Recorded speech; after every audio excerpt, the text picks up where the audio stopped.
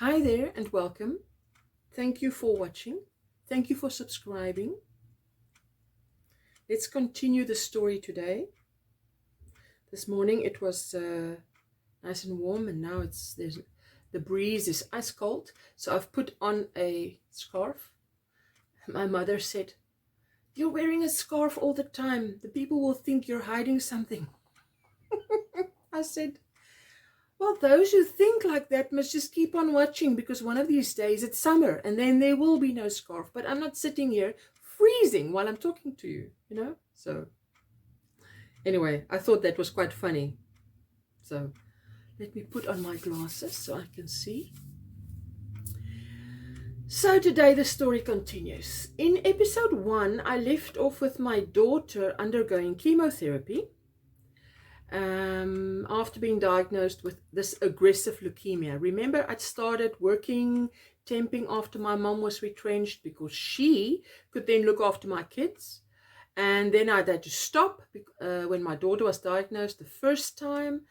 And then I started looking for help for my son. I mentioned that the chemotherapy lasted between 15 and 18 months. If I remember correctly. It was September 2004, 2 weeks apart when they both were diagnosed, until her chemotherapy was until January of 2006. And then I shared how we started therapy for my son about 4 months into my daughter's treatment, which was about January 2005, and all the advice we received and what we did in those early days. So with my daughter in and out of hospital, most of 2005, I took my son for one session of early intervention therapy per week, also now in 2005.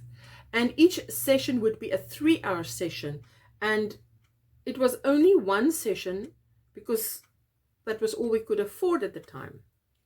I would observe all they do, and then I go and implement this at home. And whenever I was communicating with him, not just at home.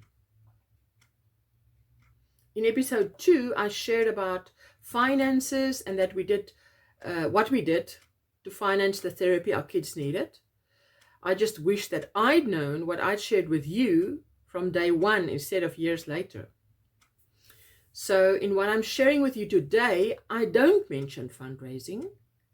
But of course, fundraising was also happening, as I explained in the last episode, annually and when we needed it, cancer or no cancer. So during these 4 years, we did start fundraising while the cancer treatment was going on, but I'm not mentioning it today. So now in episode 3, let me share more about my daughter. Remember I said I'll share about the one child, sort of by the one child, and then the other, and so on, so that I'm sharing our journey, but it's the 2 timelines I'm sharing with you. So I'll be going a bit to and fro to sort of arrive at the same timeline. So the end of, so that when you get to the end of the story, we're at today. So we can say, where is this child today and where is this child today? So you get my drift. So during 2005, my daughter was in and out of hospital between chemo sessions. The chemo kills everything off. So between chemos, she would be expected to recover enough to be ready for the next chemo or block. They call it blocks session. When her health allowed it, she would attend school, but she was often absent, which is why she had to repeat grade R. In her second year in grade R, she attended the first term. At that stage, she was in remission for about 2 months, February and March. The first school holiday of the year came around, Easter, and I remember it like it was yesterday. I started working as a half-day secretary on Monday, 3 April. 3rd of April fell on a Monday in 2006. And on that Friday, my daughter started feeling sick. We took her straight to the pediatric oncology ward, which was like a second home, obviously, by this time. And on Monday, 10 April, 7 days after I started working, and also on that same date, Monday, 10 April, the second term of school was due to commence. On that day, she was diagnosed with the same leukemia for the second time, acute myeloid leukemia and acute lymphoblastic leukemia, both. So I knew we were in for another 15 to 18 months of chemo and follow-up visits and the whole journey.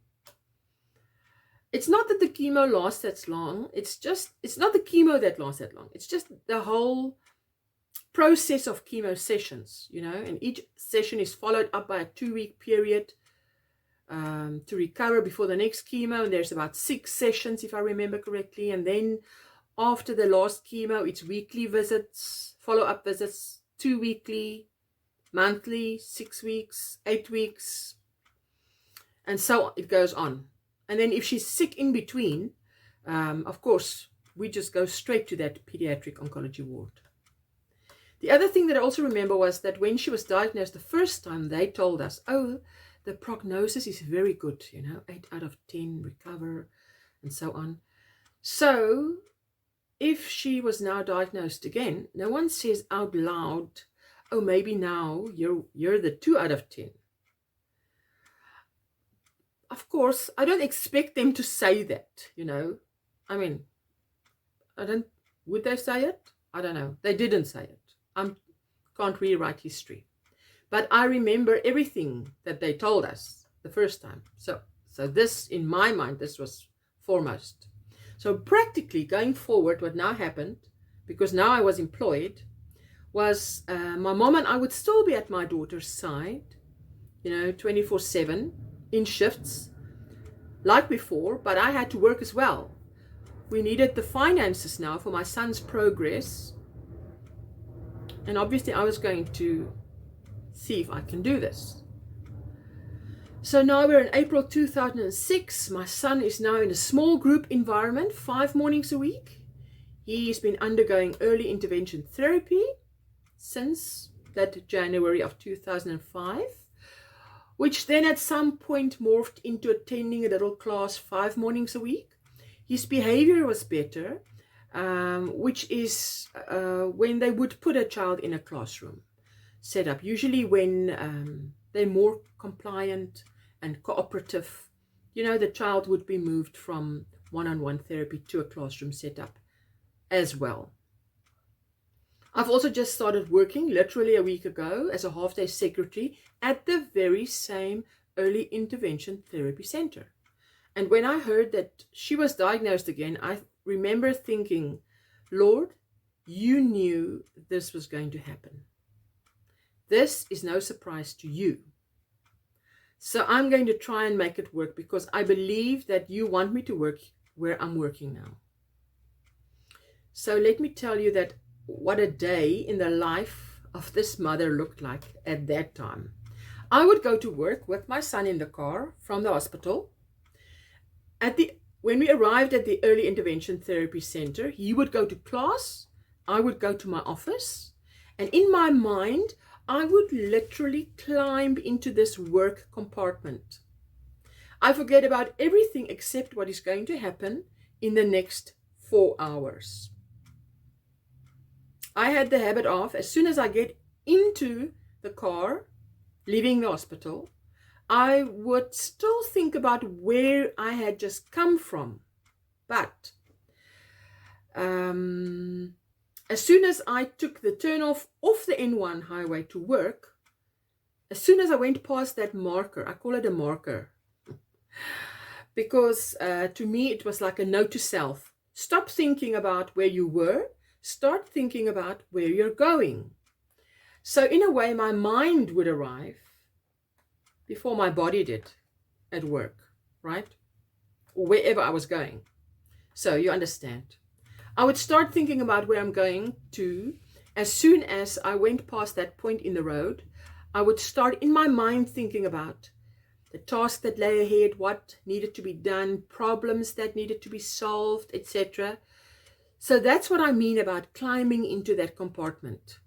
I had a cell phone with me, so if there was an emergency at the hospital, my mom would always phone me. So my job now was to focus on this compartment. After work, my son and I would drive back to the hospital again. And again, I do the same thing. When passing the marker, I stop thinking where I'm coming from, start thinking where I'm going to. I would enter the hospital room at about 1:20 approximately. At school, my son's lunch was at 1:40. So by the time we reached the hospital, he'd already eaten. I would greet my daughter and check with my mom. We would chat about things that happened in my absence, a sort of a debriefing of sorts.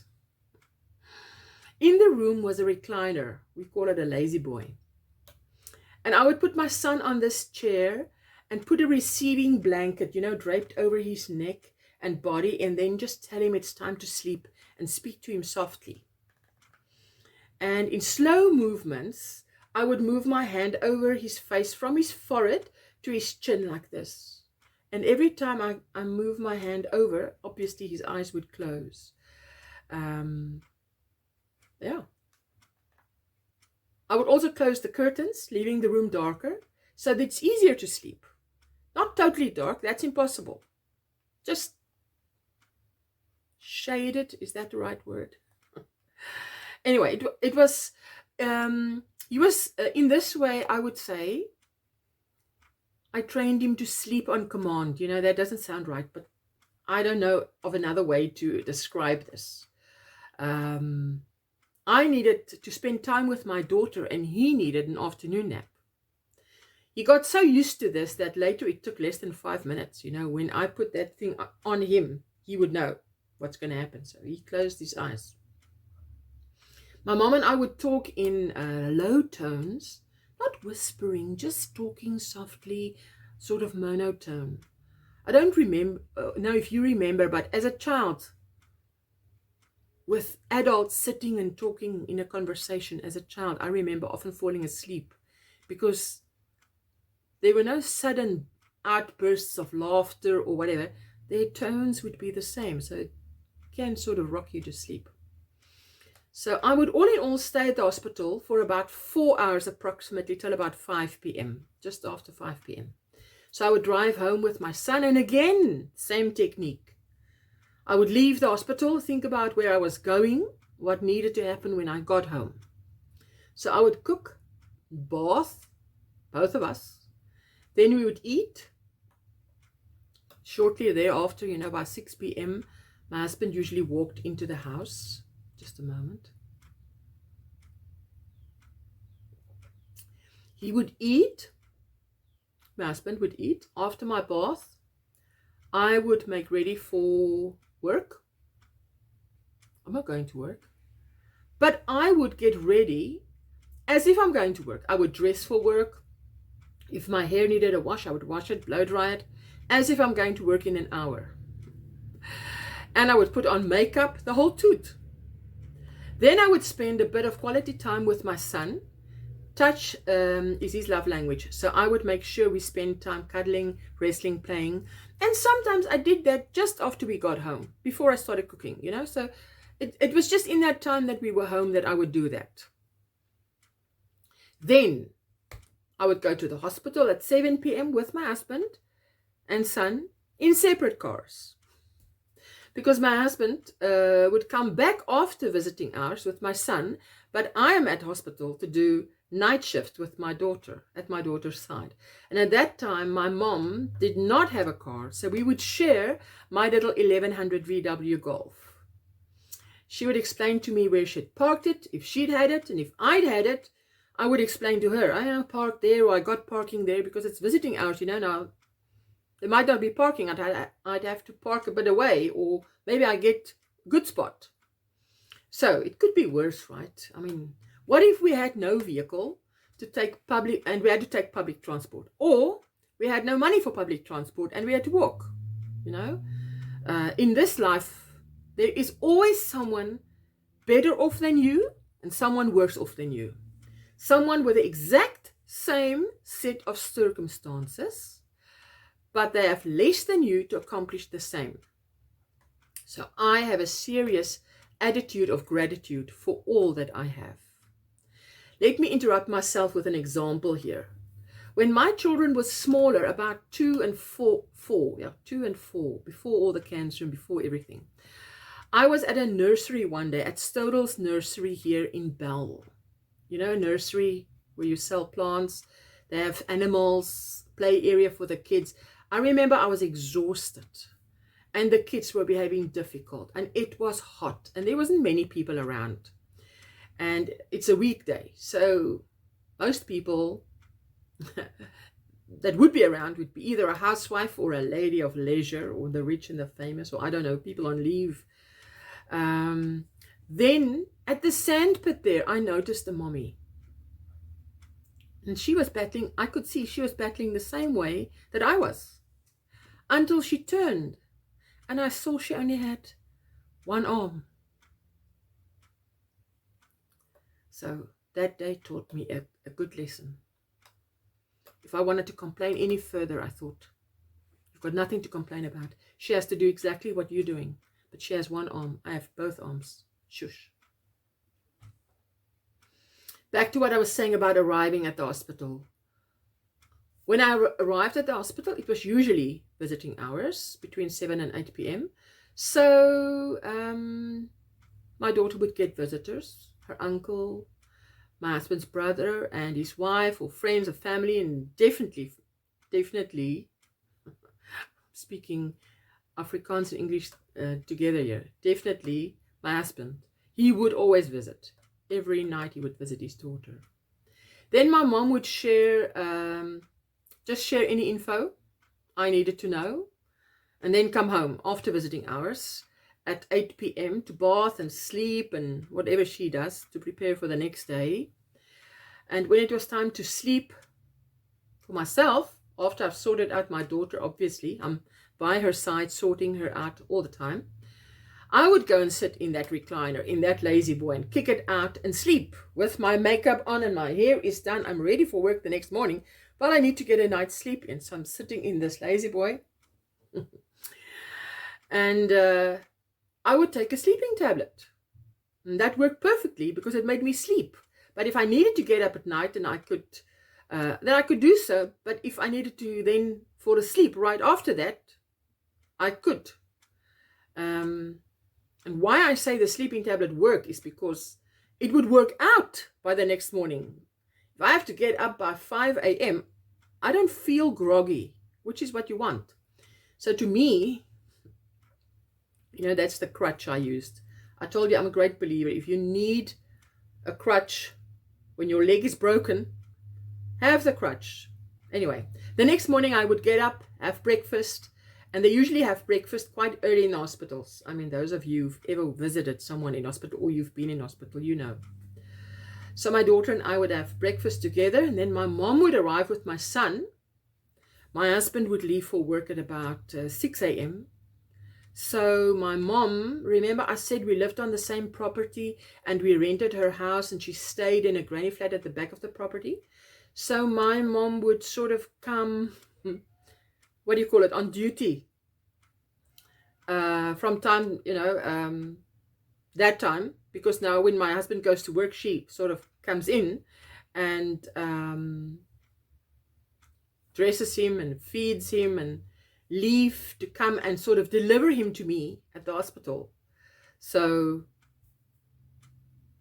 yeah, she came to give him to me at the hospital, because now this is where I now hand over to her. I debrief her about whatever she needed to know what happened in the night. We had a little A5 hardcover book, these little A5 hardcover books that you get, which we wrote everything that happened in the night. We would write up every time my daughter made a poo, what consistency it is. I'm so sorry if this is TMI for you, because the professor wanted to know all of this, how much urine she passed, did she have a fever, and how high it was, everything. So I would leave now at 8 a.m. I would leave the hospital with my son to go to work.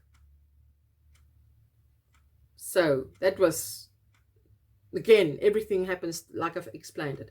And that's how it went, day in and day out, every time she had to be in hospital. And I think that was for about 7 to 10 days, and then they allowed 2-week recovery, and that pattern would be repeated about 6 times, etc. These little bags that you get that it's like a little trolley with not a trolley, it's a bag with 2 wheels at the bottom, like the old ladies used when they went to go shopping. My grandmother also had one of those, Well, we had one of those at home, ready, packed with everything we needed, because any day that she had a fever of more than 38 degrees Celsius, she had to spend 48 hours in hospital, not negotiable. So I never knew, or I was never guaranteed, come tonight, we would all be sleeping under the same roof. If she had a fever, it meant I could be phoned at home, at work, at 4 o'clock or 3 o'clock. And my mom would say she's got a fever. Then I know, for the next 2 days, I'm sleeping with her in hospital. And I always thought of it as a trap. Like when that temperature is taken and it's over 38 degrees. It's like you're trapped in that time capsule of 48 hours. So the one thing that I learned to be so grateful for was every night that we all slept under the same roof, I would remember to thank God that all is well. This is something that other families take for granted, but this experience has taught me many things, including appreciating the little blessings. So let's fast forward 8 months further down the road to the end of 2006, October, November, December, round about there. By that time, my husband and I, through a set of circumstances, not just one thing, a set of circumstances, we've made the decision that our daughter needed a bone marrow transplant, or I think by that time they called it a stem cell transplant, something like that. But that's what would happen. It's the same thing. It's just back in the day it was a bone marrow transplant, but now they call it a stem cell transplant. So let me share how we came to make that decision. I'd done my research and I'd gone to see 3 professors, apart from obviously the professor and his team that's overseeing her treatment at the time. I went to see these other 3 professors for a second opinion. This was a huge decision to make because the stem cell transplant can fail and she will die. But I pray about everything. And don't mistake praying about everything for procrastinating. No ways. I'm a reader. I love to read books that will help me to be a better me, to be the best me in life. The most important book is the Bible, but then there are other books as well. One such book I read was Max Lucado's book called Facing Your Giants. And I can sum up that entire book, the message of that book, in one sentence on how to face your giants. The answer would be, if I read that book and I sum it up, is with a God-saturated soul. How do you get your soul saturated? By spending time with God in His presence, reading His word, or watching a preacher preaching the word. Because there were nights when I was so tired or down or needed something that I didn't have the energy to even open my Bible, but I could always just take a DVD of Creflo Dollar or whoever was a pastor that would encourage me, put the DVD in and press play. And that man would preach to me in that DVD and you could play it again and he would preach with the same enthusiasm. He doesn't get tired. Anyway, so I'm constantly having conversations with God during the day, but specifically at night. I would go and sit in the recliner next to my bed and it would be just the 2 of us. My children are asleep. My husband's watching TV. And this was now obviously usually between 8 and 10 p.m. when we're all sleeping under one roof. Not when I'm at the hospital. Then a different set of routine counts. So I would speak to my Heavenly Father as if He is sitting across from me. And if I have a question, I would ask it. I don't think we should hesitate to ask if we have a question.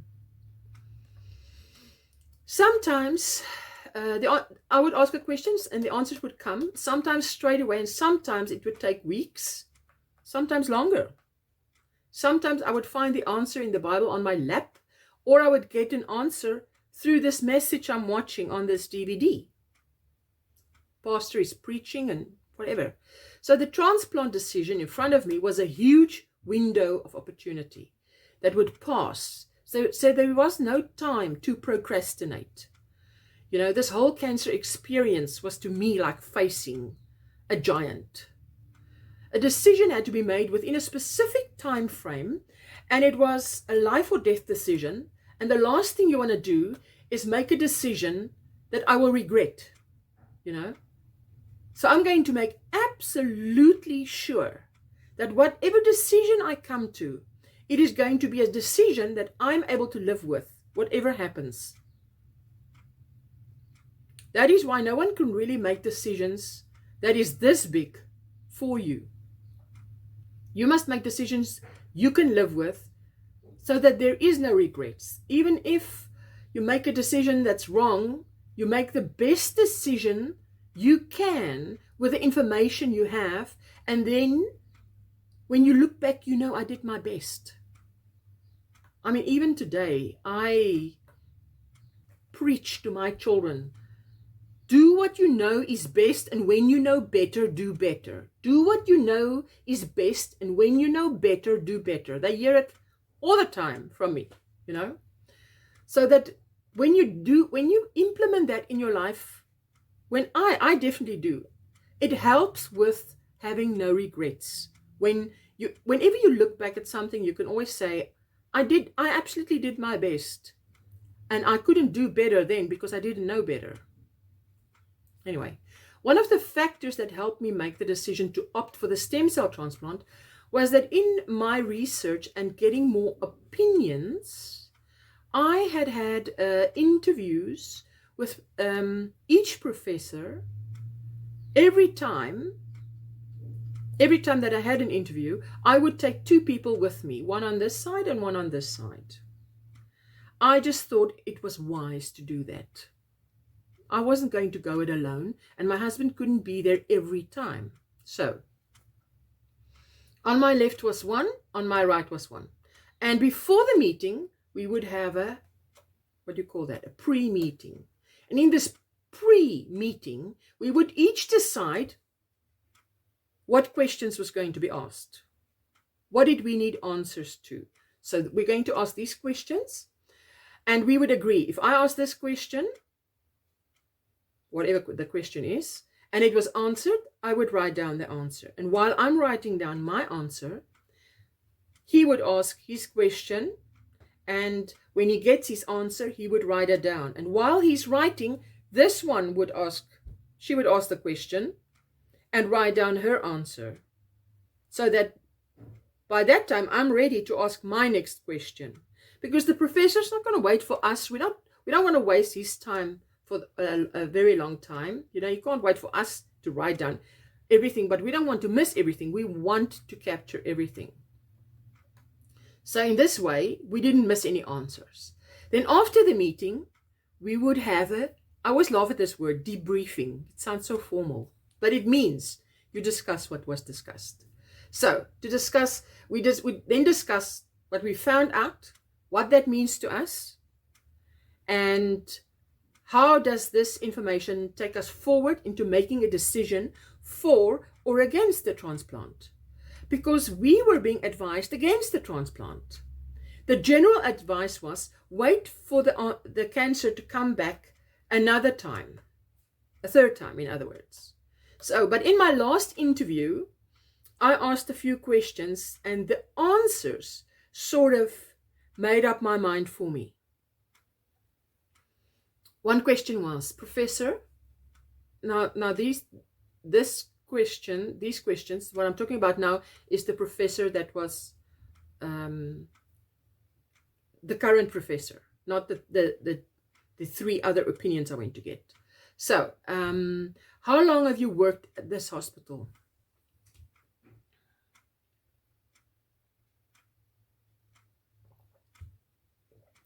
My apologies, my voice needs to keep. So, how long have you worked at this hospital? And he answered at that time, he said 15 years. And then I asked, in that time, how many patients did you treat with the very same diagnosis? And how many of them are alive today? So the answer was, including my daughter, how many did he treat in those 15 years? 4. And of those 4, how many are alive today? That was then, that day that I asked it. The answer was, including my little girl, 2. It was her and a little boy. And another question I asked was, how many chemos do you have to treat my daughter with? Now, this is not a question I would come up with. Remember, we're having an interview. So he's also giving me a lot of information. And I just remember this question stands out to me because I remember that out of what he said, I asked the question, how many chemos do you have available or have to treat my daughter? The answer was 10. How many chemos does it take with each treatment to get her into remission? 4. Are you getting the math here? So, first cancer, remove 4 chemos. Second cancer, which she is undergoing at the moment, 1, 2, 3, 4. So I'm a layperson and my math says you don't have 4 chemos to bring her into remission for a third time. Now, I didn't say this, I thought it. I just thought. 10. You only have 10. You need 12 if you want me to wait for a third time. I wasn't going to argue. This was now the time to ask questions and write down answers. I can go and ponder about it later. Then another question was, I asked for the statistics on the diagnosis, etc. You know, I was given a lot of digits, which I carefully wrote down. And even asked him to, please wait a moment, so let me just write this down. So it's this and this. And then he would say, yes, exactly like that. And I would write it down, what he said. Then I went to my brother with those figures because he's a figures guy. He's an auditor. And I asked him to calculate, based on the statistics, how many people survive this diagnosis. He called me back because obviously he didn't do it right there. I gave him. And he called me back and he said, 1 out of every 14 million diagnosed survives. Now that was back in 2006. So this is old statistics I'm giving you now. Because remember when she was diagnosed the first time in 2004, I said that if she'd been diagnosed just 10 years before that, according to the professor, technology had not been advanced enough to pick up both cancers, and she would have died. So just 10 years made a difference between life and death, whether you die within 1 week or not. So now, if I told you that if you jumped off this cliff, you had a 1 in 14 million chance of landing on a trampoline, would you think you would survive it? I don't think so either, you know. Anyway, then I informed my husband, of this and told him, based on all 3 interviews for a second opinion, or would it be a second, third, and fourth opinion? I would, I would say I asked 3 people for a second opinion. Based on all 3 interviews, we need to call a meeting with the professor and inform him of our decision that we indeed have decided on a transplant and that preparations should be made, because obviously he must now advise us what needs to happen now. The parents want a transplant, what needs to happen? So we went to that meeting, and I can tell you, my husband seldom speaks up in a meeting. So when he does, you listen. I was surprised. I listened, I remember he asked the professor at the end of the meeting, they explained to us the procedure, that a donor has to be found, etc., that the chances of finding a donor is 1 in 100,000. So my husband not sitting there all smiley faced, he's not like that, poker faced. So, when can we test? Can my wife and I test now? He doesn't mean to be like that. It's just he doesn't see any reason to be cheerful, whatever. Anyway, so blood was immediately drawn from both of us. I remember that. And we were notified quite soon. I remember it was quite soon. Can't remember how long it took. And we heard that we didn't match. Then they decided to test the only sibling, her very autistic brother, and he was a perfect match. Perfect.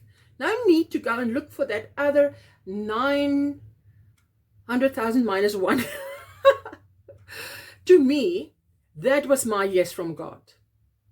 Now, there was no doubt in my mind that this was the way forward. This is what we're going to do.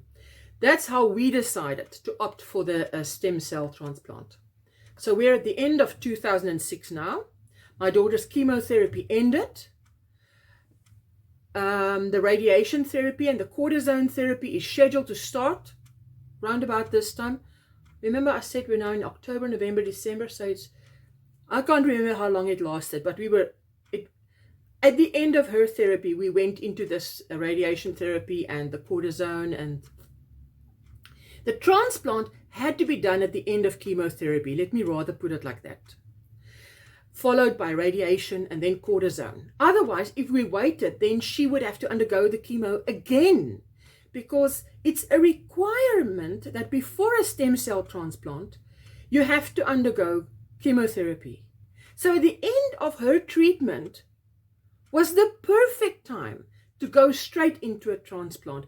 That is why it was so important that that decision had to be made, that we didn't just rush into it, and that we didn't decide not to do it. Because even deciding not to do it and putting this child through another set of chemo, which might not get her to where she needs to be for the transplant, it all just had to work right for that time. So,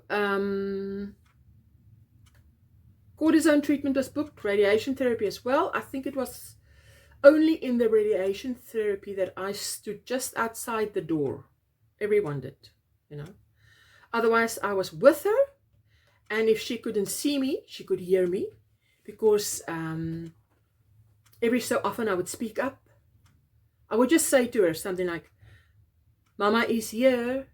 It's all okay. You're doing very well, and I'm so proud of you." And then a little while longer, I would say, because she's lying quietly on that thing, I would say, "Mama is still here, and I will stay with you. We're nearly done," or something like that. I would just, although, of course, even before everything starts, I assure her that I am with you. You are not alone. We go through this together. And I must commend the staff at the hospital that I met and got to know from the start in September 2004 till December of 2006, now ending off at chemotherapy there. That oncologist was such a passionate doctor. You can see she lives for her patients, and she's really in the right place.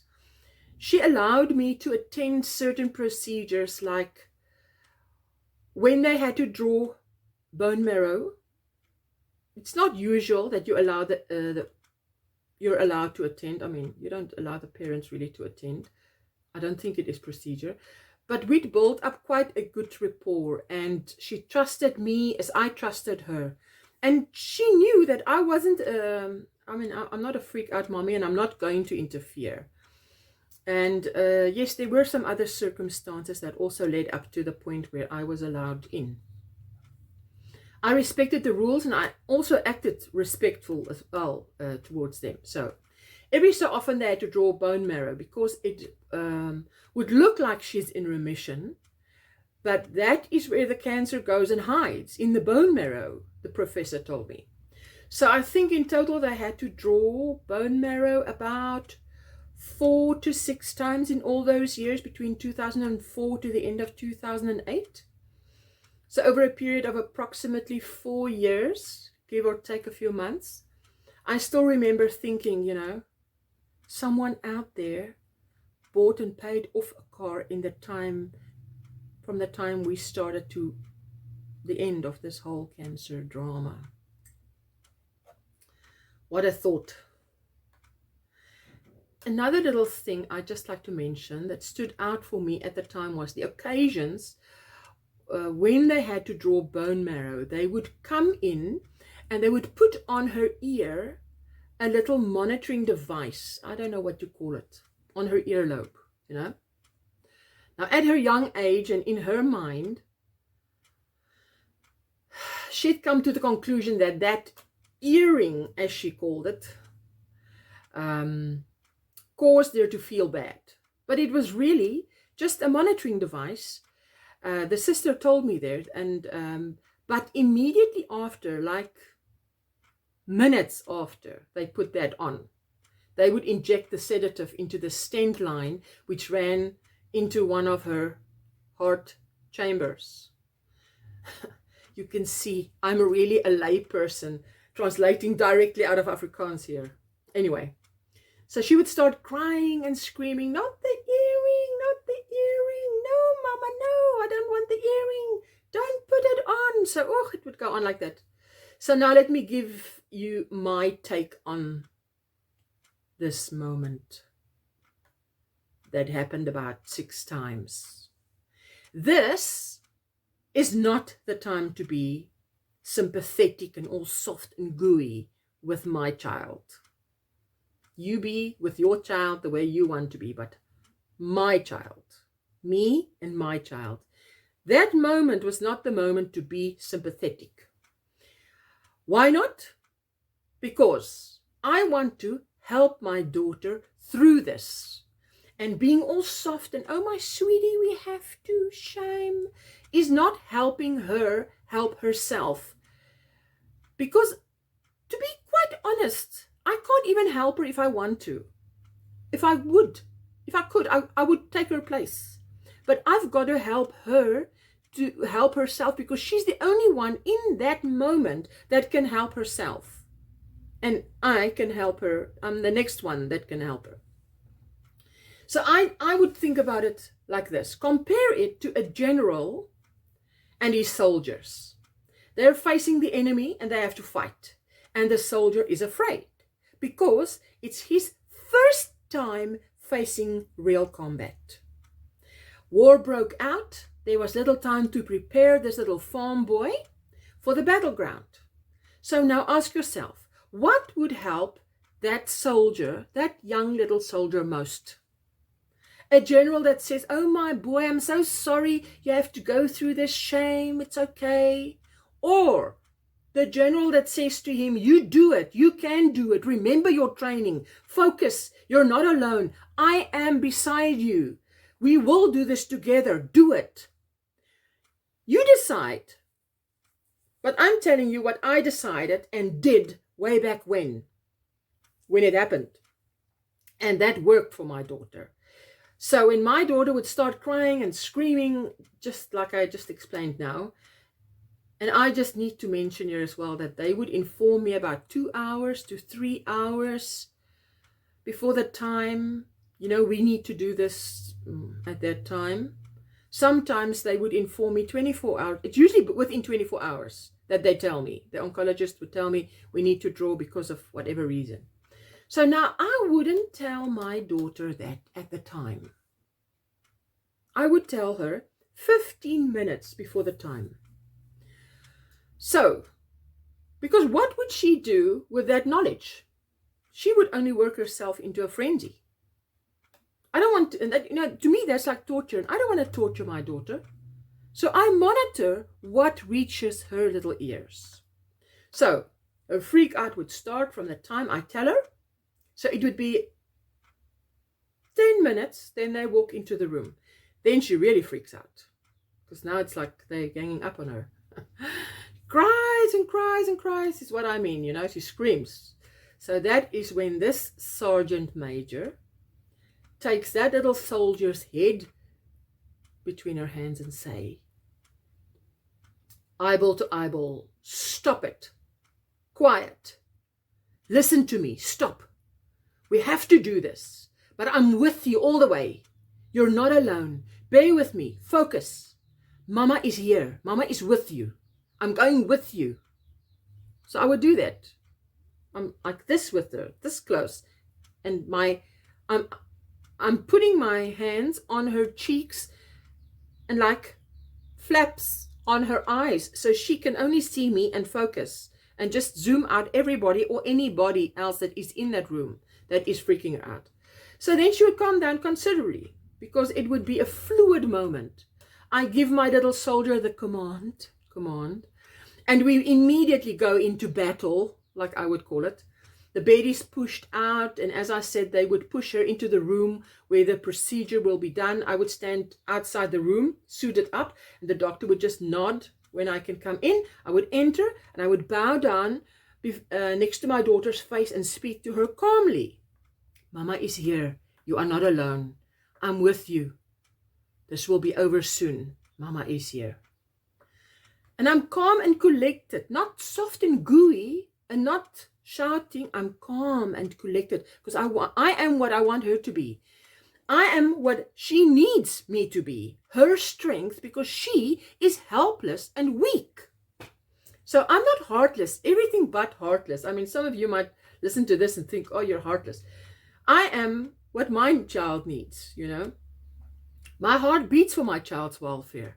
I'm the general beside this little soldier, fighting side by side. And this little soldier is strengthened by the presence of his general. It gives him more courage. And he knows that he is expected to do certain things. And when that is the case, that little soldier has something to focus on. And no time to lament about the sad case of war and about the prospect of possible death. No, plenty of time to lament, to cry later. Now is the time for action, or whatever needs to be done at that moment. So I once had a colleague who told me, you're a real Sergeant Major, When she said it, she said, oh, you're a real Sergeant Major.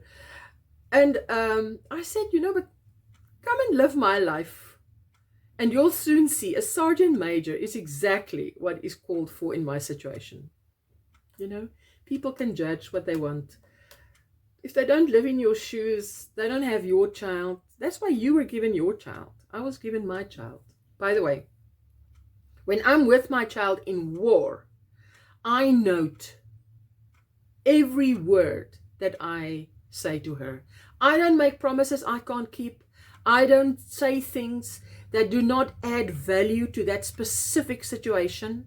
I only say things that are true and relevant at that moment of war. So, and I want to tell you that, for me, being that Sergeant Major that my child needed me to be was quite traumatic. I found it really difficult. Who doesn't want to be a mommy that just hands out hugs and kisses? That is me. But the circumstances called for another approach that didn't come to me naturally. I mean, in fact, before my child's cancer, the natural me hated conflict. If I saw a fight breaking out or there's conflict coming near me or in front of me, I would disappear so quickly. You'd only see little dust particles where I'd been standing. But this trial was like boot camp for 4 years. You don't come out the other side the same way you went in. I mean, I don't think it's possible. It wasn't possible for me. The stress, the continual stress, circumstances that force you to dig deep inside yourself and take out courage, to be brave when you need to be, to ask tough questions, to possibly have conflict, but to sort it out to a win-win, to dig deep inside and take out more. Go and dig like in a well, go and take out some more tenacity, some more perseverance, when you would rather just give up and run away, man. And because you're weary to the soul. But it's not an option. It is not an option. You dig deeper and you go and take out some more patience to push through. To do as the word of God says, that when you've done all to stand, keep standing. Your inner man cannot go through 4 years and 4 years of what I've gone through and not come out looking like, I'll post a picture like this female warrior. Yes, here between my ears, that's what I started looking like on the inside. No two ways about that. That shield is my faith shield, my shield of faith. The sword is the word of God, sharper than any double-edged sword, and wearing the armor of God. Battle ready, toughened, not meaning no heart, no, bigger heart, so more battle ready. Your way of acting and making decisions become a reflex.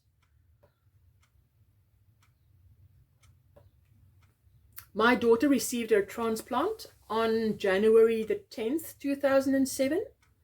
That was her day 10 in hospital. Just so happened to be. She was admitted on the 1st. First was day 1 and the 10th was day 10.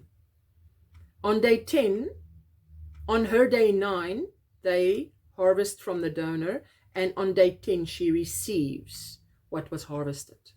So the donor, my son, also goes through 6 days of treatment, where he's injected twice daily, every 12 hours.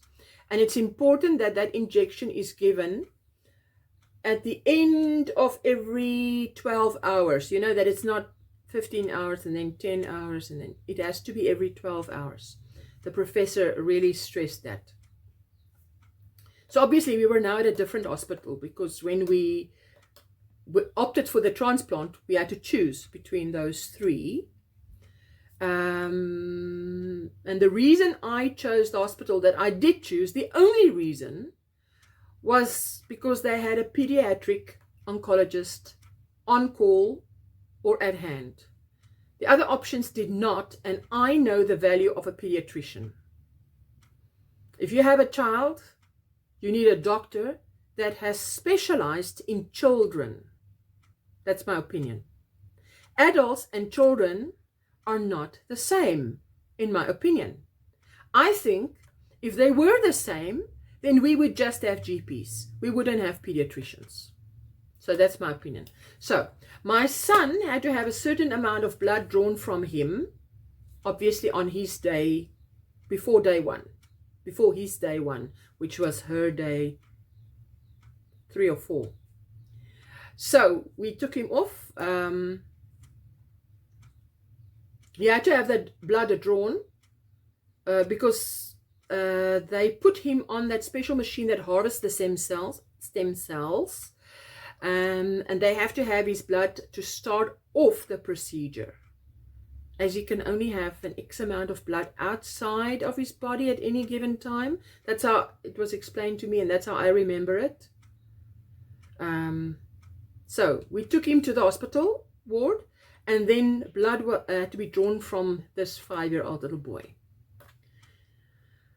Now, there was no warning for what was to come. It took 3 men and 2 women to pin him down so that we could draw the necessary blood. And it was just a few little vials. Is vial the right word? The glass containers. I tried to calm him down, but there was no calming him down. Manpower had to do it at that moment.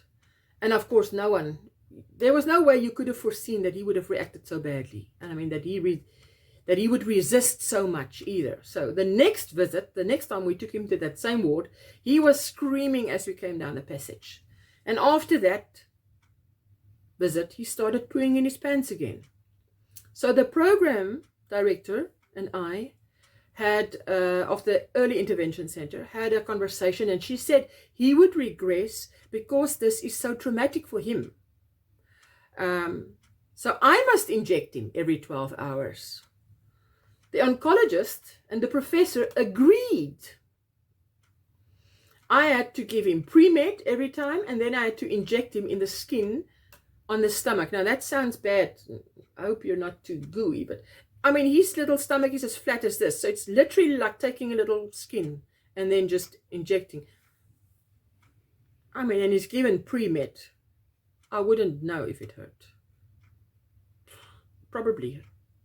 So I had to do some digging and dig deeper for courage to face my fear, because I don't like needles myself. Now I have to inject him every 12 hours. So I had to do this thing, totally unknown to me, for the sake of my son directly, indirectly my daughter, or actually directly for both. Anyway, I did it. And of course, my husband assisted each time. I couldn't have done it without his manpower.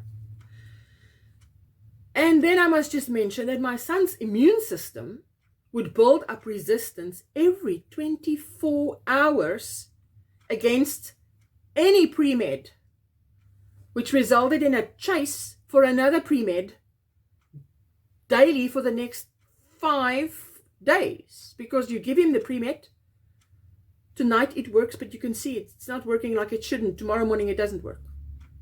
And now remember, it has to be given at a certain time. So I would call the oncologist. He would fax through the script to the pharmacist. Then we would race to get the necessary and give it. I remember one of those days, my brother-in-law had to carry him for me, because he's a 5-year-old boy. He's quite heavy. And we had to visit my children's usual pediatrician, who had to inject him. So just by the way, my son did stop pooing in his pants shortly after, even while I was injecting him. So just the fact that he didn't have to go there anymore was fine. So all was well. Anyway, on his day 6, which was her day 9, they harvest from him. Because these injections that he gets every 12 hours, as they explained it to me, it loosens the stem cells that is in the marrow. And then it starts floating in the blood. And on day 6, there is enough in the blood so that when the transplant happens, she showed me how it works on this little machine. It's like little white cells that run through, and they literally, it's like catching fish.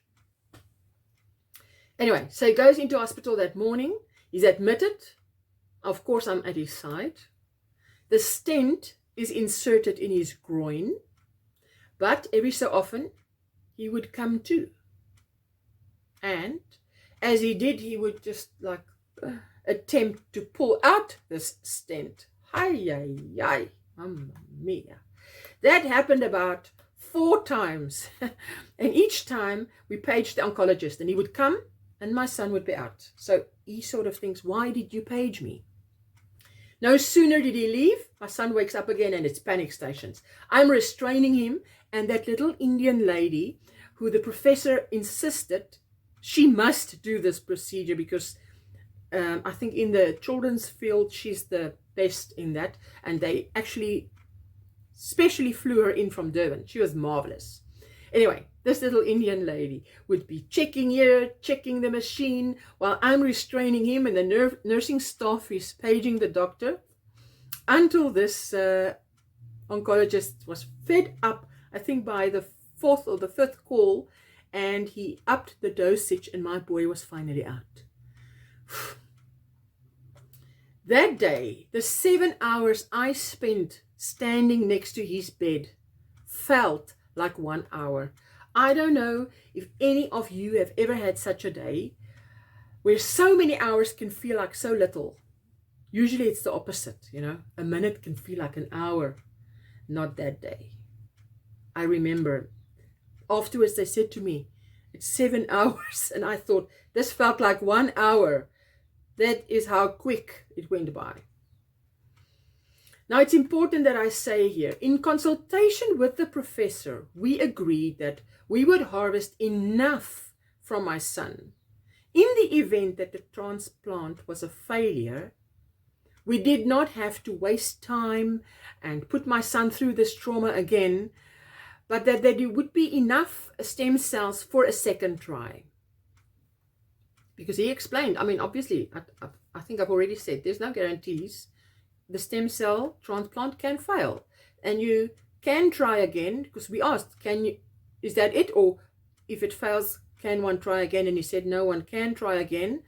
And then we all agreed that then the best thing should be to harvest enough stem cells first time around. So my daughter's day 10 arrives, which is the next day. And this, you know, when they, at the blood bank, they have these bags that they hang up here and it has blood in it. But this is like not blood. It's that bag, but it has a creamy liquid in it. So it was hung on the side of my daughter's bed, and as it went, you could see how it came through the line. As it went into her, she became more and more sleepy, and she said she wasn't feeling so well. So she just lied down and she fell asleep.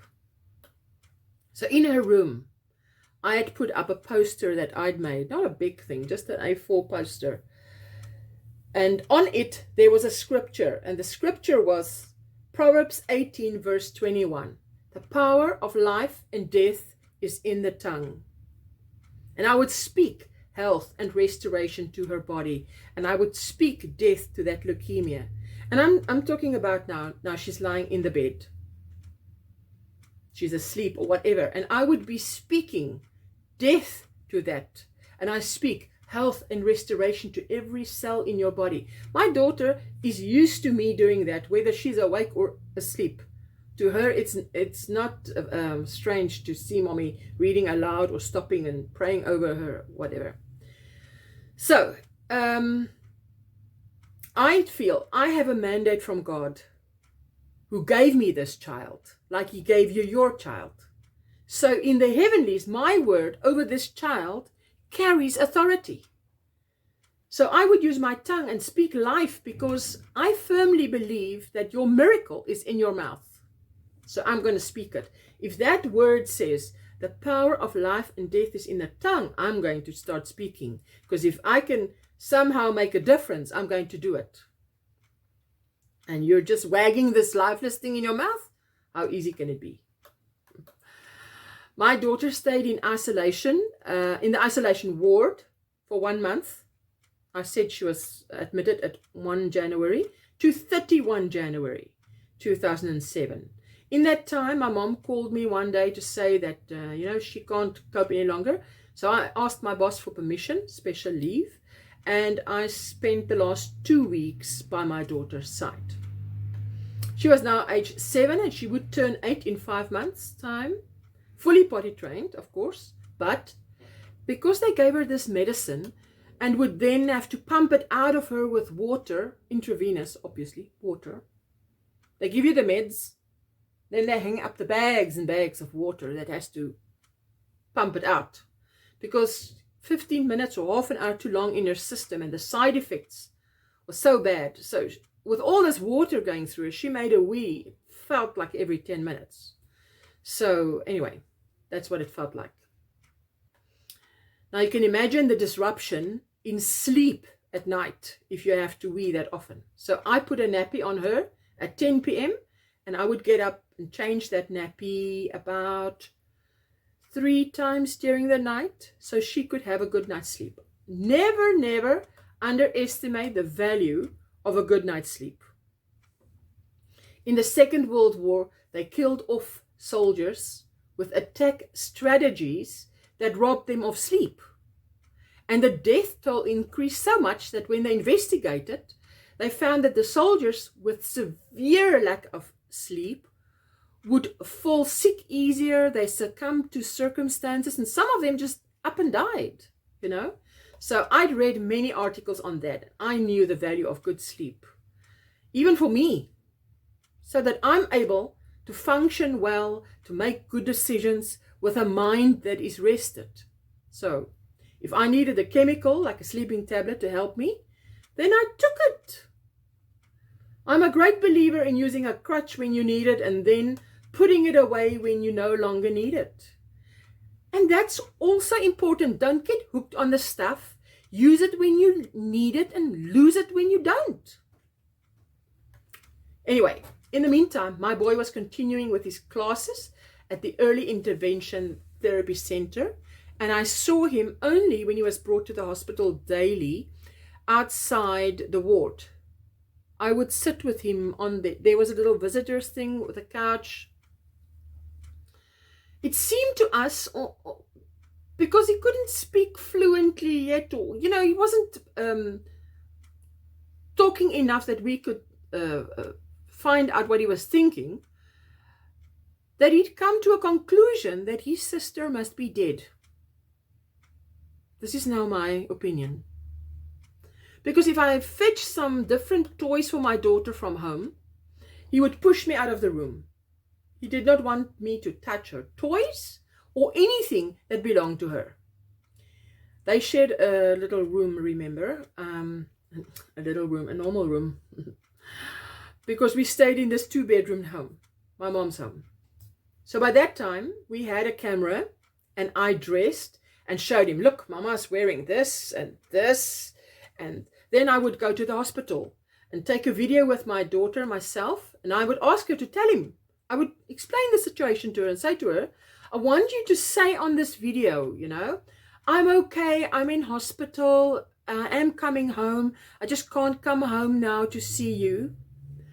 So, and then I would go home and I showed him the video and showed him, see, so you can see here, you're watching this video clip, but can you see those clothes? Here it is, you know, so it's the same. So that I wanted him to get the timeline, that this was taken today, that she is alive, she is coming back. And I guess it was like a visual social story, you know, because it seemed like he did get it. Of course, with a minimum or no speech, it's difficult to gauge whether he understood, because we mostly judge whether someone understands what you say by their answers, you know.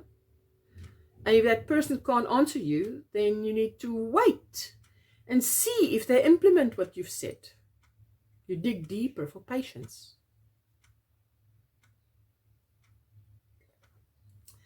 So it was an absolutely blessed day when my daughter could come home. And she was also restless and she wanted to come home. She was absolutely counting the days. And in the meantime, I'm just praying, oh Lord, please let all be well come 1 February. Because it would be so hard for her if that day comes and she can't go home. I didn't know whether she would understand that maybe it's just a day or 2 or 10. Anyway, so let me just mention that her during her month of isolation and the transplant, that month of isolation when the transplant happened, the classmates had all made cards and put it in a box, and it was delivered to us, and I gave it to her, and her face lit up, and she softly said, I'm there now. She softly said, oh, so they didn't forget about me. And I thought, how can you even think that? I didn't say it, but I thought that, and I said, it occurred to me that how your child can have thoughts, wrong thoughts or negative thoughts that you don't even know about. And because you don't know about it, you can't correct it. You can't help them out of their misery. She had a thought, and the thought was, they had forgotten about me by now. She told herself something that was wrong. she had entertained a thought. Even today, I would say to her, what thoughts are you entertaining? Why? If she would tell me a problem. Anyway, so you toy with it, then you give it room to stay between your two ears. And if I'd known, I could have told her, no, my dear, that thought is not from God. Don't believe that thought. Your friends can't be in contact with you now. They've got to work hard to pass their grade. When they have a moment, they will contact you. And receipt of these cards would have been proof that her thought was wrong. But they didn't forget about you. That your thought is not only wrong, it's totally missing the mark. Now, of course, her Heavenly Father knew that, what I didn't know, and He gave what she didn't need, what she needed. So, I just thank God for His kindness. And I am happy to interrupt myself here and to tell you that some of those friends she knows to this day. They are to this day friends. Isn't that great? That's a long friendship. Anyway, I hung up the cards all over the room. It was such an encouragement to her to lie in bed, look at it, wake up in the morning, and be reminded, wow, okay, here it is again. Maybe she went to sleep and it's like she forgets it's there, and then she looks at it again and she would ask to see this one or that one. It's a reminder of their love and care. So 1 February 2007 came and my daughter came home. That's the blessed day I was talking about.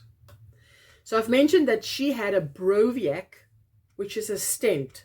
The first cancer that she had it on the one side, and when the cancer came back, she had to have another one on the other side. So, well, you only have one at a time. That you get that.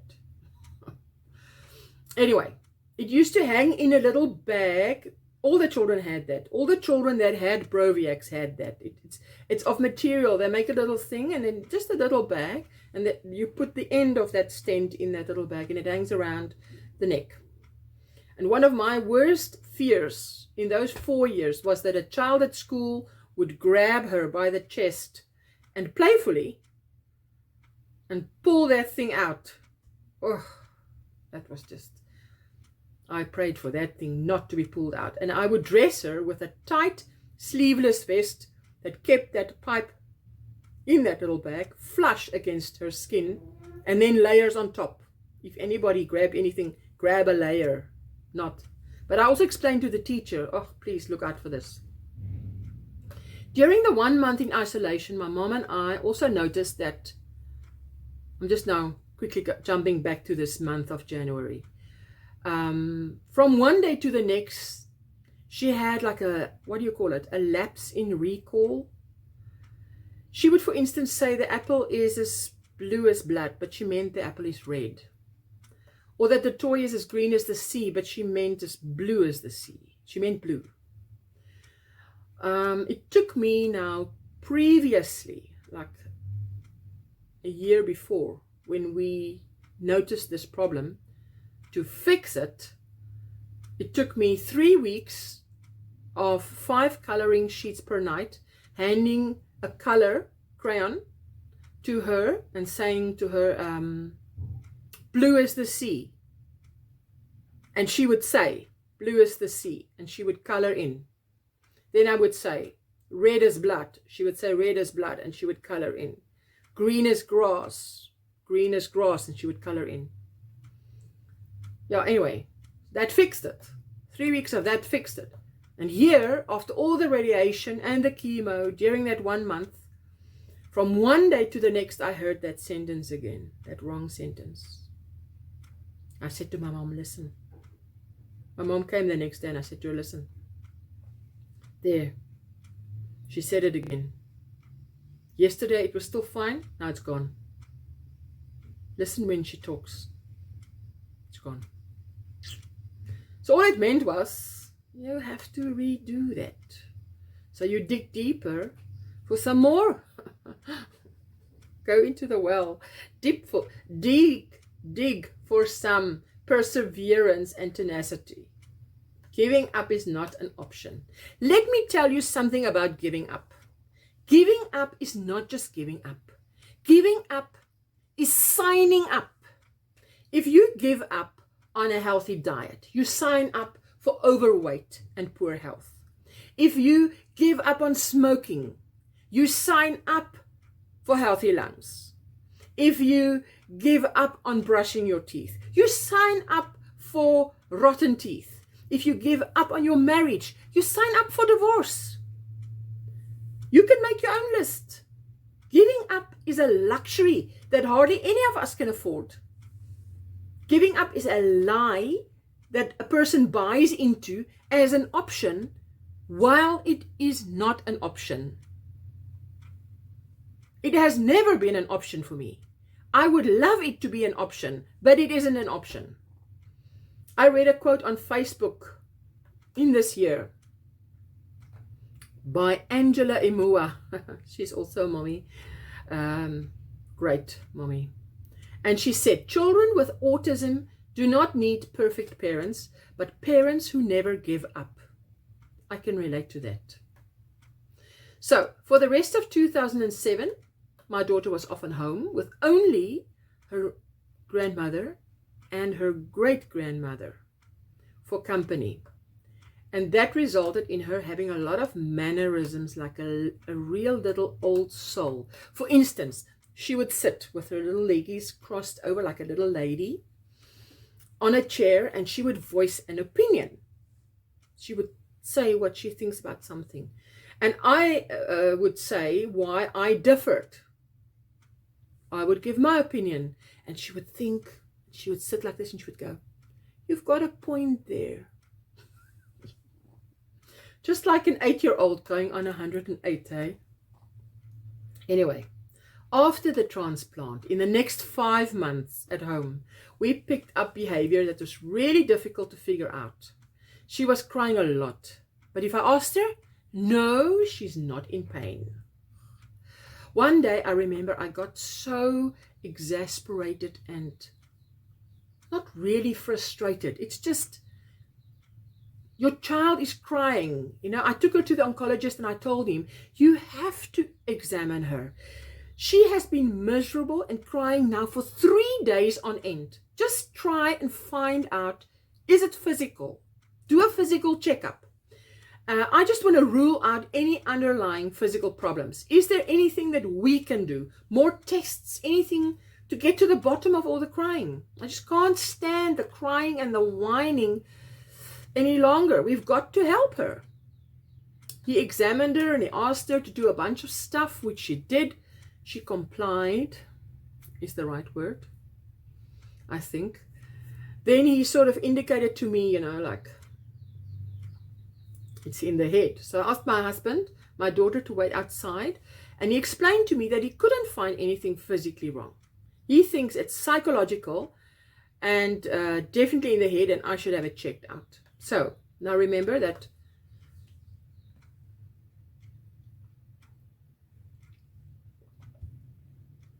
three years before, my son was diagnosed with autism, and remember that she had a lot of symptoms that disappeared after her 3rd birthday, I told you.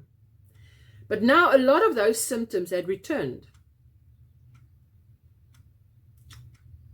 For some reason, you can guess the reason. I was told that the radiation would have an effect on her, might have an effect on her brain. I remember some of her recall, not went, how can you say, things that she could remember was just not there. So it had to be retaught. Is that the right word? I'm making up words as I go here, English words. So that was just a small thing to confirm that there had been an impact as a result of the radiation. So I decided I'm going to make a list of all these things, and I typed it out. It was about between 1 and 2 pages typed out, and I emailed it to a psychologist that I was familiar with already.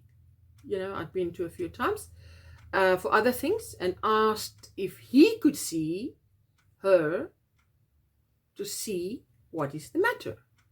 So he phoned me back and he asked me to come and see him without the child.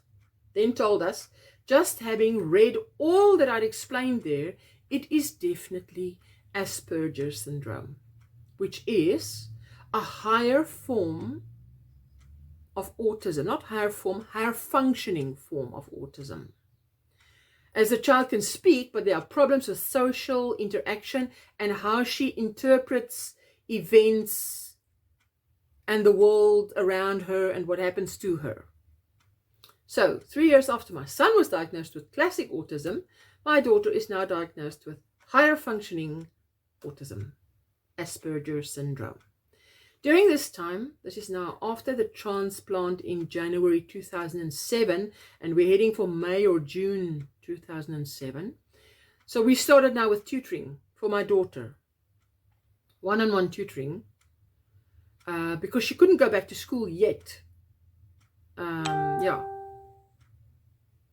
And I just thought to myself, we have to help her behavior, because typically with an Asperger child, without therapy,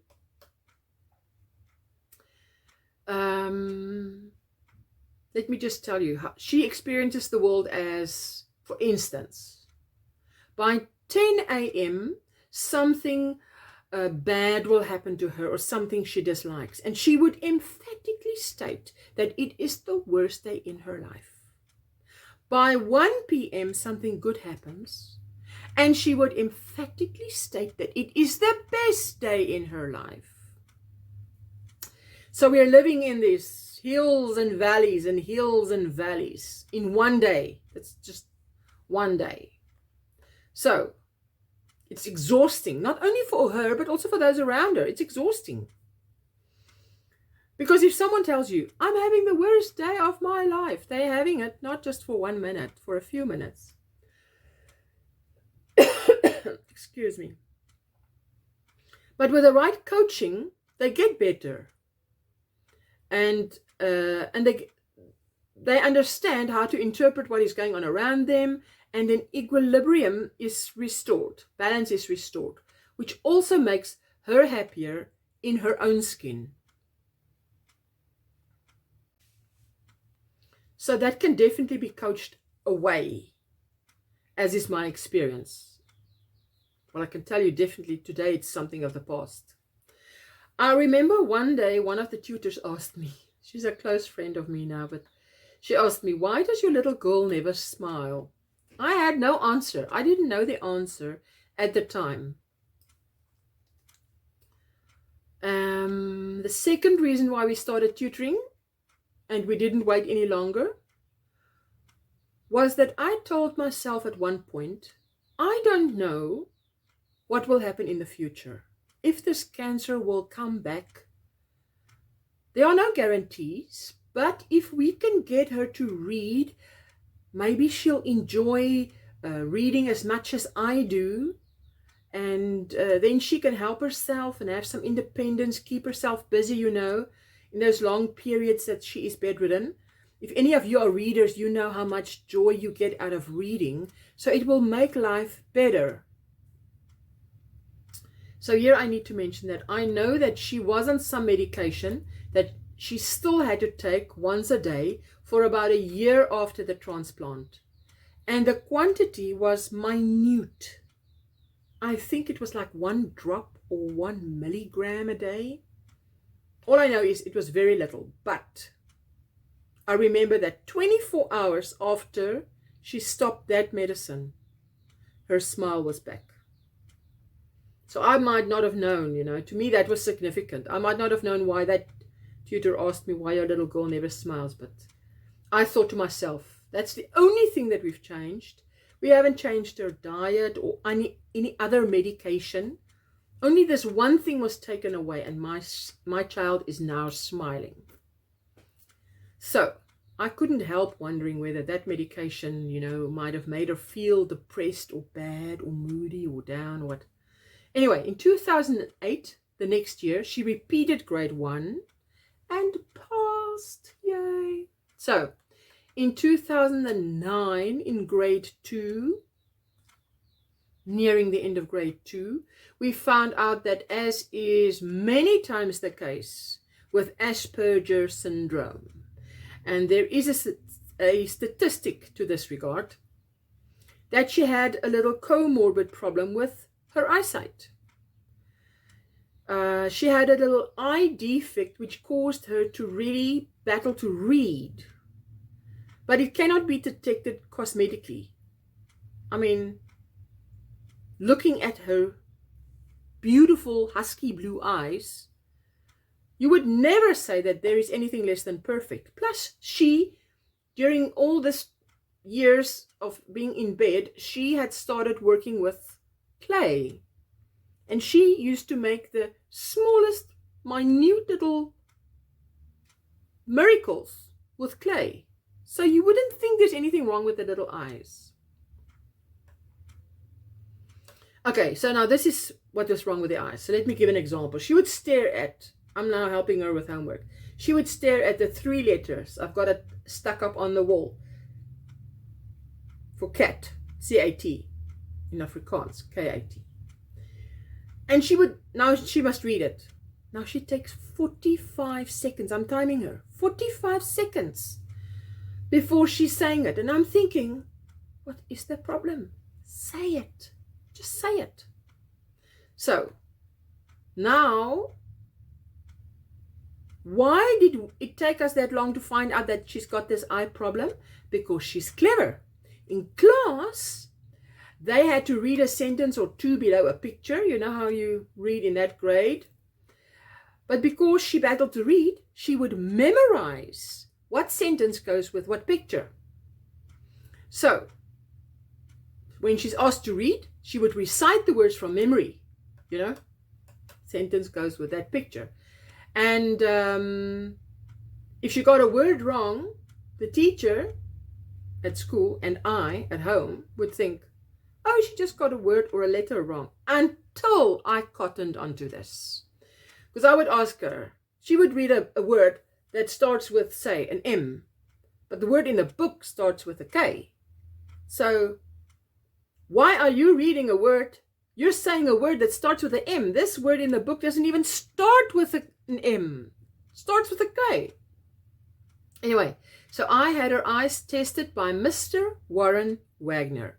Now, let me just say, this man is in my view, a super optometrist. So I can't praise him enough. He is a man that not only tells you what is wrong, he also tries to solve it. Solve the problem. I will definitely put his details in the description box below. And I would, how can you say, with a clear conscience, with the best ease of mind, recommend this man to anyone. Any parent who says, my child has a problem, I'm suspecting something, I'd like to just have it checked out. He's your man. So while I was working at the Early Intervention Center, we referred many parents to him just because he is so great. So he took an hour to do various tests, and then he explained to me what the problem was. Now, this is the problem. Imagine, this is an envelope, and I've got something on here, and I'm asking you, would you read it to me? And I'm going like this, and you're saying, yes, I'll read it to you, if only you'll hold it still. Because every time you focus, I move it. So every time her eyes focus on the words, they jump out of perspective again. And she has to focus again. Which accounts for that staring. That you and I would think, why is she staring? She's refocusing and focusing and focusing and refocusing, and because it jumps out of focus. She received a pair of glasses with a bluish tint. Now, obviously today this is old news, but way back then this was like, what? You mean this can be fixed? So she received a pair of glasses with a bluish tint, and I remember the day we went to pick it up, she put it on and she could read. So in the car on the way home, she said to me, so I'm not stupid then. See what I mean? I said, but I never said you're stupid. How can you even think that? She said, she'd assumed because she can't read, she must be stupid. See, children come to their own conclusions without telling parents about it. And I mean, my daughter and I have a very close relationship. She is much, much, much more expressive about her emotions and thoughts towards me than I ever was towards my mother. And I mean, I love my mother. And when I was her age, I thought my mother was, there was God, and then there was my mother just below God. So the fact that she's very expressive and would tell me how she would feel and what she thought most of the time, it's something that I've always admired about her, because I'm not like that. But even so, you can see, not everything gets said. The next year, it was 2010, and the Soccer World Cup was hosted in Cape Town. So a monumental year for South Africans. That was also a milestone year for us. But I will tell you more about that in the next episode. Otherwise, this video is going to be way too long, because I want to end off by sharing with you, after these 4 years with cancer, the lessons that I'd learned in going with my daughter through this diagnosis and walking this road beside her. We, you and I, we are the sum total of all our experiences. As I sit here and as you sit there watching this video, you would not be who you are today but for the combination of life experiences that has made you who you are. So in that respect, you are a unique recipe. I like that. Your life experiences equips you. Your trial, like I've heard Creflo Dollar say many times, your trial is your training. So I had gone through trials before these 4 years even, that in many ways equipped me to deal with this cancer trial better than I might have otherwise. But this is not the story of my life. It's the journey from the last 16 years.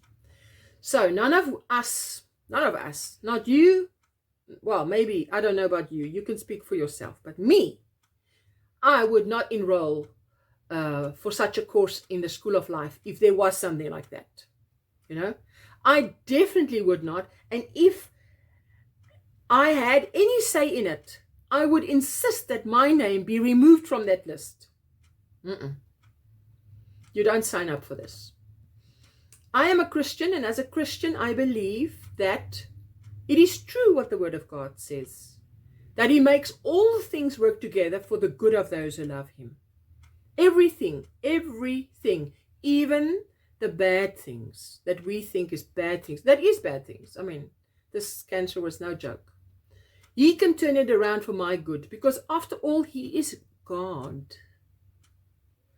When trauma happens to you, this is now my experience, it shakes everything that you believe. And whatever you don't really believe falls off until you are left with what you really believe. And sometimes that is either very little or a lot. So, do I believe that God made my daughter sick? That He gave her cancer? No. Why not? Because if I did believe that, then taking her to the hospital would be like going against God. Not so. That's my logic. Doctors and healthcare workers and tutors have the same agenda as God, and that is to heal us. To me, that is very simple. Logic. So if mere humans like doctors and nurses and tutors, who do not even know me or my daughter, once they're healthy, are they now kinder than God? Is God now mean? Because if I believe that they want her healthy and God doesn't, now that makes them kinder than He is. Not in my opinion. So I aligned my belief of that, added to what I read in the Bible, and based on the fact that I personally have been supernaturally healed by God twice. And I spoke and kept on speaking and what I believed over my child. Applying that Proverbs 18 verse 21, speaking life over my child. Anyway, so sometimes you don't need to know a lot of scripture.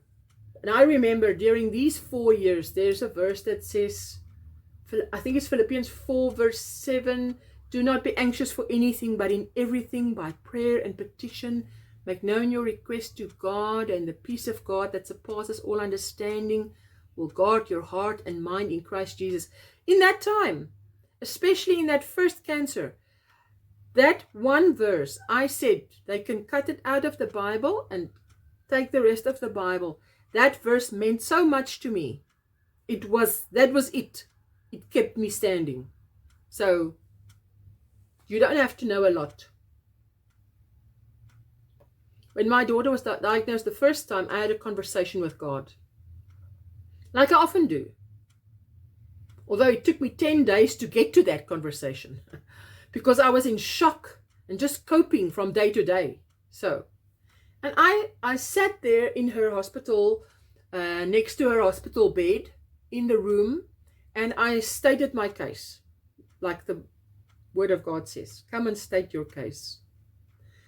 And I was having this conversation in my mind, because my mom is sitting on the opposite side of the room, quiet, also quiet. We weren't talking. It's my mother. You don't have to be chatting all the time. And I said to the Lord, I love you, and I serve you for who you are, not what you can do for me. If my daughter dies, I know that she will be in your care and healthy and spared all this pain, and I will accept it, and it will not change my love for you. You are still my God, my source of all my strength, my Savior. It will not change our relationship at all. But please tell me, are you going to take her life or not? I would just like to know.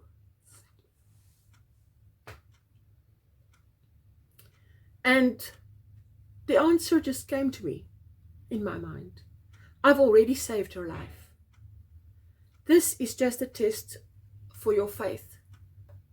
This was 10 days into her chemo, way back in 2004.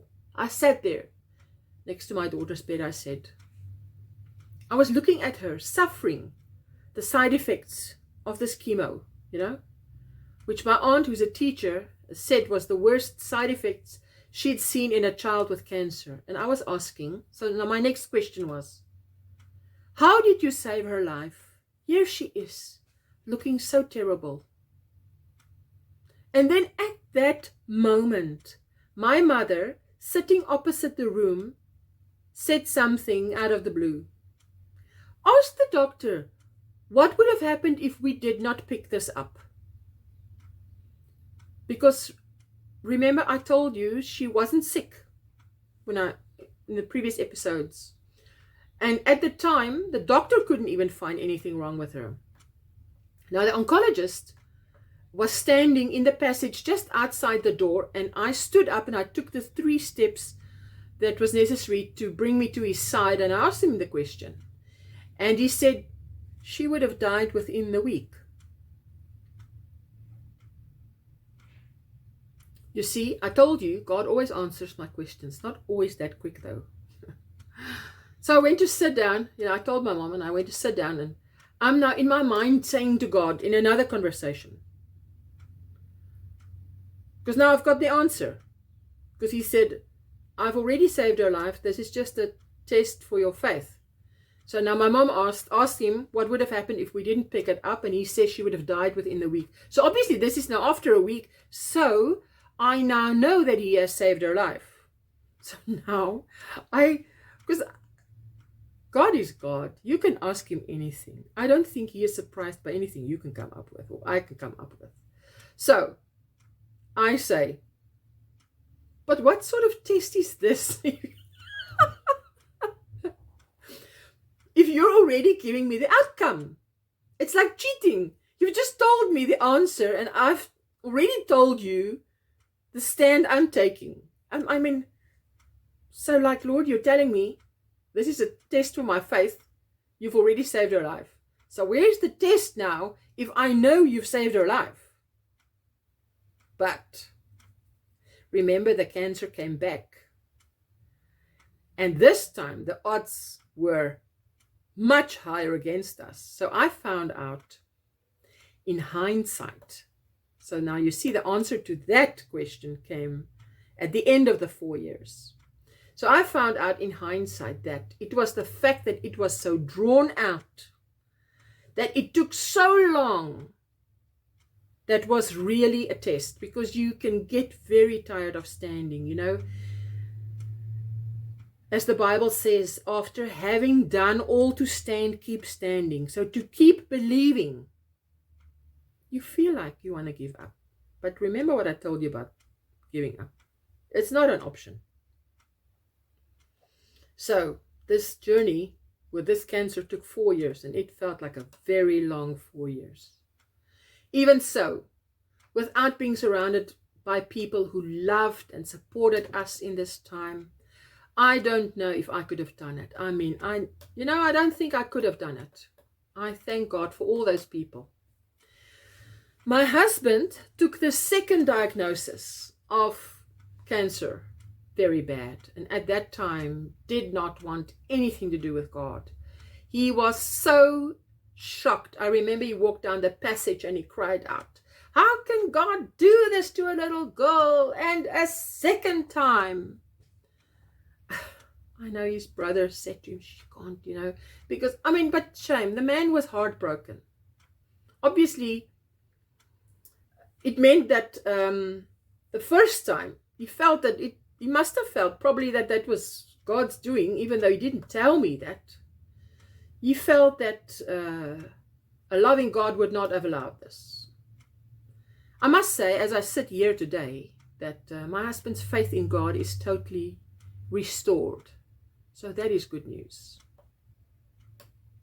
Now,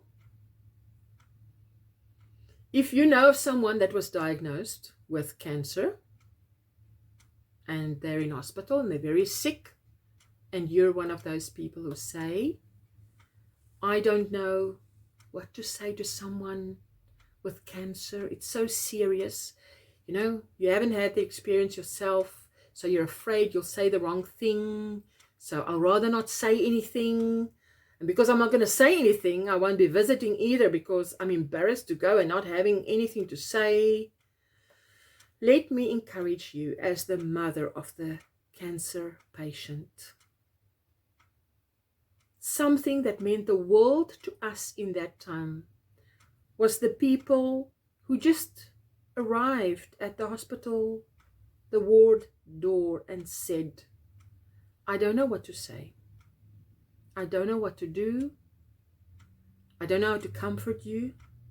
All I can say is, here I am, and if you can think of anything that I can do to help you, I will do it, because I want to help you." Those people are precious. That right there is an awesome show of support and kindness. And it's such an encouragement. You know, I look at someone like that and I think, here you are. You say you don't know what to say. But in what movie is it where that very famous dwarf walks in and he has nothing to say, and he just opens his arms like this and he says, "I am the gift." It reminded me of that. But it's precious. It is precious. So it shows your heart more than any eloquent phrase that you could have come up with. Now, there's something that I want to say that I've never said out loud. And I've said it to another special needs parent here and there because we can relate. I've thought it many times, and it's happened to me often. Please do not come up to me and tell me God only gives little children like this to special parents. I know you mean well. Of course you mean well. Which is what I would react to. I would see the heart of the person and nod and smile. But when autism and or cancer is the diagnosis, my first thought is not how special I am. My first thought is that I feel like a punching bag and I feel like I'm being punished. So if you're one of those people, then if no one has ever told you this, then I'm asking you, do not say those words. If anything, to me, it makes it worse. And what it tells me about you is that you've not endured a day of suffering in your life personally. Because truly, people who have suffered will never go up to someone else in the same circumstances, similar suffering, and say, this is happening to you because you're so special. Never. Another thing we really appreciated was not just someone who would, yes, I mean, I think that would be a visitor, someone who would come and say, here I am, but visitors, people who actually visit you. So although my daughter is an introvert and at the time didn't seem very social, as a little girl of 5 and 6 and 7 and 8, she absolutely loved and even craved visitors. There were days when she would wake up and she would ask me, Mama, who is coming to visit me today? And it would be one of those days that I know the case is that I'm not expecting a single visitor. It might be a weekday or, a Monday or a Tuesday or a Thursday. Those were the days I prayed for any person to walk through the door and come and speak to my girl. Lord, just send someone, one person, anybody. So just visiting, dropping in was absolutely priceless. So you can be the gift. I am the gift. Just send a little card that already has words in it if you don't know what to say. That's also a great idea. Now, to me, a fantastic coping mechanism with this trauma was living in compartments. Not living in apartments, living in compartments. So, it allows you to digest what is happening in bite-sized portions. And it helps that you're not overwhelmed. It helped me stay sane in a situation that I often felt was surreal. You know what? Lockdown reminded me of those 4 years. It took me back to a time when my life was turned upside down. I had no manual for what was happening. I was living in compartments just to cope. The only difference between me then and when lockdown hit is that during lockdown, it was not just my life that was upside down. It felt like the whole world was upside down. Back then, because my world was being rocked, I could sort of, when your world is rocked, you can put out your hand to someone who's steady. And if you hold on to them, it steadies you. In lockdown, everybody's worlds were rocked. So it made it much more difficult to restore balance. So but I can tell you this, it did feel familiar. The isolation, everything. So this year my daughter is 21, completely healed of cancer. Cancer has never returned since her 8th birthday. She's now 21. She also no longer wears those glasses. She doesn't need it. So for years I spoke death to any eye defect and restoration and healing to her eyes. Just in prayer, just keep speaking death to the eye defect. And one day I noticed she was no longer wearing her glasses. Now I never get excited just if something happens once. Does that make me skeptical? What does that make me? But I don't get it. I wait. If it happens about 4 times, then I think, okay, maybe. So